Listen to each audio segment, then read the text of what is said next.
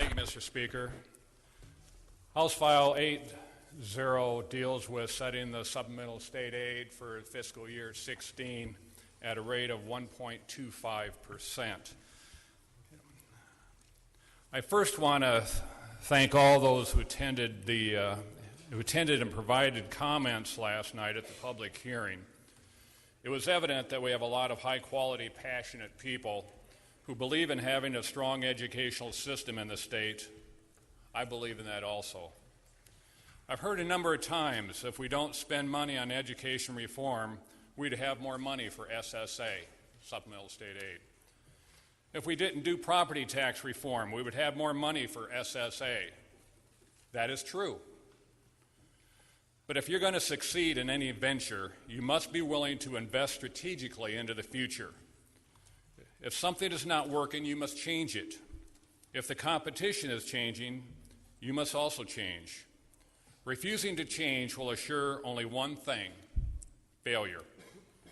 Continuing to prioritize funding into a system that has seen declining enrollments and stagnant achievement results will result in future failure. That is why our investment in education reform and property tax reform is so important. If we don't spur economic development through improving our education system and lowering our tax rates, we will only continue to see enrollment declines and stagnant achievement results. But that takes money, and for the short term, that creates hurt and sacrifice in other areas. But the future benefit will be worth it. I've also heard that we are cutting education in all the cuts schools are realizing. Unlike many other states, we have not cut education funding. Other than that 1 year where we had the 10% across the board cuts because of the economic conditions and what I would consider overspending that was going on prior to that. The cuts that we are hearing about are real, but they are the result of declining enrollments and wage and benefit settlements that continually exceed the funding increases. The other things I have heard is education must not be a priority because you're not giving us what we want. Not true. Another thing that will cause any organization to fail is spending money you don't have and continuing to make commitments you can't honor.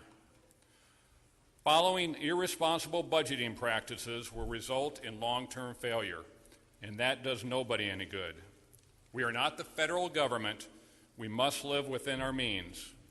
We must do the math. If the money is not there, you can't spend it unless you're willing to continue to cut in other areas to pay for it. I believe in a strong educational program. As I mentioned, that's the key to driving economic development, increasing people's wages, and reducing reliance on social welfare programs and corrections. That is why this legislature has made education funding a priority over the last 4 years. In the last 4 years, K through 12 funding commitments have increased over $600 million. The state's share of education funding is at the highest level in the last 30 years. Other than funding for Medicaid services, no other state agency has grown at these levels. In fact, many agencies have taken millions of dollars of cuts and have had to find resources within their own budgets to pay for any salary increases for the last 6 straight years. Over the past decade, state revenue has grown 4.1% annually. State spending on K through 12 has grown 4.2%, and Medicaid has grown 11.7%. In an article from the Center on Budget and Policy Priorities back in 2013, it states that at least 34 states are providing less funding per student for the fiscal year 14 school year than they did before the recession hit. That is not the case in Iowa. I have seen studies that show that Iowa's per pupil funding is below national average. I've heard the statistic 35th or 37th or whatever the case might be. I believe in education you could find a study that will pretty well prove whatever point you want to make. That said, I would cause the body to be cautious about national studies because it's hard to do an apples-to-apples comparison. Another study on the National Center for Education Statistics of the United States Department of Education showed us 27th. Another study showed that when you factor in cost of living, we'd be 25th. We're average. Iowa is one of the cheapest states to live in. In 2012, cost of living index had us 15th lowest. An important part to remember is that spending per pupil does not always equate to better performance. A number of states spend more than we do, but have test scores lower than ours, and a number of states spend less than we do and have higher test scores. Examples being Idaho, North Dakota, Colorado. In fact, the PISA, Program for International Assessment, revealed what should have been obvious but was not, that spending on education does not make kids smarter. Everything depends on what teachers, parents, and students did with those investments. Money did not lead to more learning. Taxpayers in the smartest countries in the world spend dramatically less per pupil on education than the U.S. The U.S. ranked second in the world in per pupil spending, but was 26th on the PISA in math, 17th in science, and 12th in reading. In all the superpower countries, spending is tied to the need. It's not how much you have, it's what you do with what you have that counts. We need to continue to student focus on funding and programs, remembering that the effective allocation of limited resources will determine success. We also need to support initiatives that will help assure that every student, no matter where they live, is provided an equitable and quality education so that when they graduate, they will be college and career ready. I'm not afraid of spending more dollars on education as long as it's helping to solve problems and meet the needs of students. That said, spending must be done adhering to prudent budgeting practices. Ongoing expenses should only be covered by ongoing revenue sources, and we will not spend more than we take in. It is important that we honor the promises we make, and following prudent budgeting practices will help assure us that we do that. Setting a sustainable, realistic number also allows us to adequately fund other educational initiatives. Many complaints have been, we put a program into law and then don't adequately fund it. By setting an unreasonable state rate, just increases the likelihood that that will continue to happen.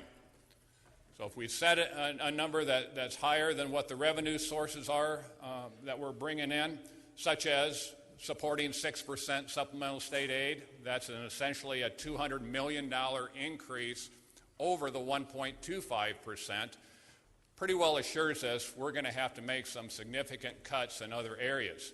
So where do we cut? Do we have to now cut out the $10 million for high-need schools, the $10 million for literacy initiatives, the $500,000 for ELL initiatives, the $10 million that's going to be possibly coming up to us next year on the assessment of the Iowa standards?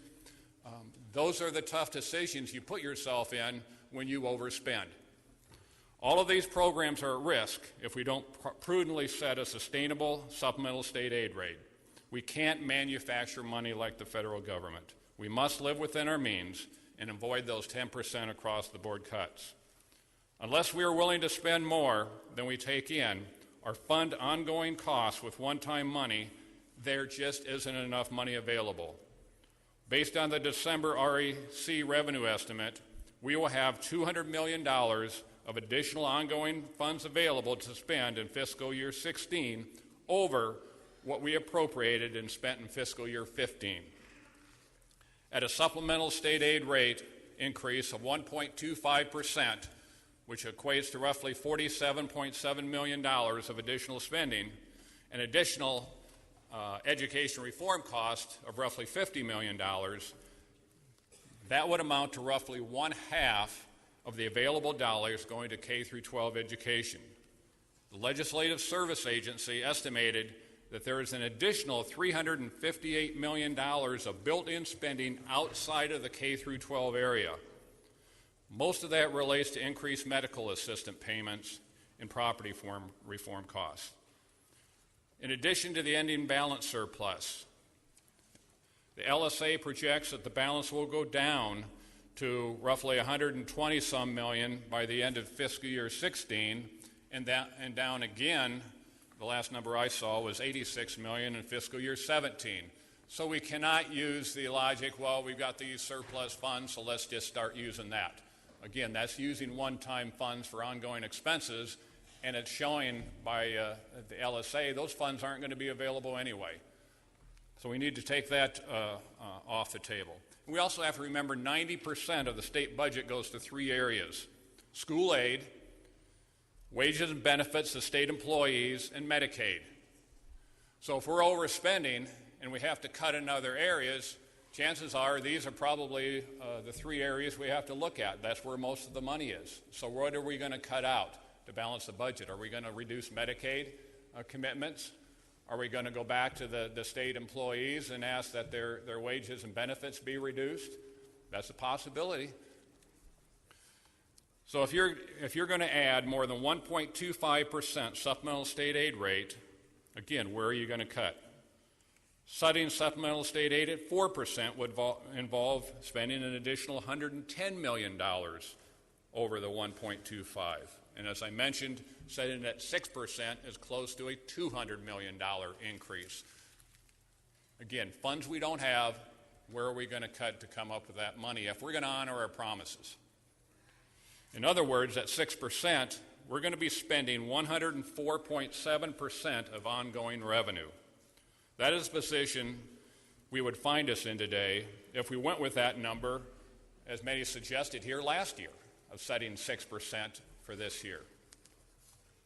The funding resource pie is only so big, so if we want to spend in one area, we need to have a plan on where to cut to free up the funds. Otherwise, we are setting ourselves up of not being able to honor our funding promises. Woodrow Wilson once said, "I do not want to promise you heaven unless I could bring it to you. I could only see a little distance up the road." Again, we need to get into the position of following prudent budgeting practices, spending the dollars that we have, and not making promises that we can't meet. So, Mr. Speaker, those are my opening comments.